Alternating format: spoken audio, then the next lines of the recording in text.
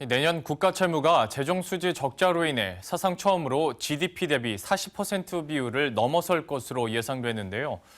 오는 2060년에는 60% 수준까지 증가할 수 있다는 정부 전망이 처음으로 나왔습니다. 저출산과 고령화 문제, 복지 등 의무 지출 증가가 주된 원인이었습니다. 이명재 기자의 보도입니다. 정부가 세출 구조 조정을 지속하지 않으면 오는 2060년에 국가 채무 비율이 60% 수준까지 상승할 것이라는 어두운 전망이 나왔습니다. 기획재정부는 이런 내용이 포함된 2060년까지의 장기 재정 전망을 발표했습니다. 국세 수입을 재원으로 하는 일반 재정 부문을 보면 재량 지출의 증가율에 따라 오는 2060년 국가 채무는 GDP 대비 38%에서 62% 수준으로 전망됐습니다. 만약 재량 지출이 경상성장률 수준으로 증가할 경우 2060년에 GDP 대비 62%까지 채무가 상승하게 됩니다. 저출산과 고령화로 인해 성장률은 하락하는 반면 복지 등 의무 지출이 재정 수입보다 빠르게 증가해 채무가 그만큼 누적된다는 겁니다.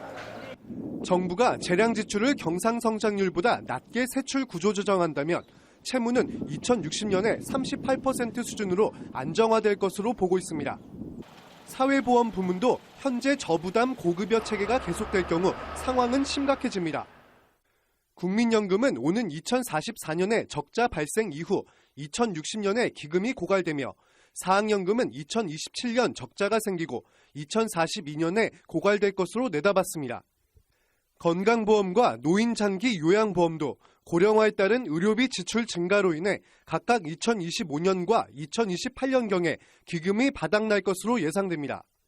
사회보험의 기금 고갈을 막기 위해 국민의 부담을 올려서 해결할 경우 국민 부담률은 현재 28.4%에서 2060년에 39.8%로 11.4%포인트 증가하는 것으로 나타났습니다.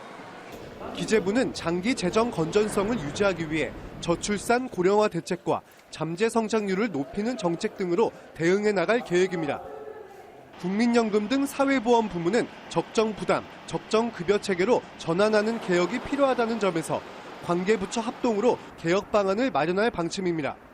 머니투데이 방송 이명재입니다.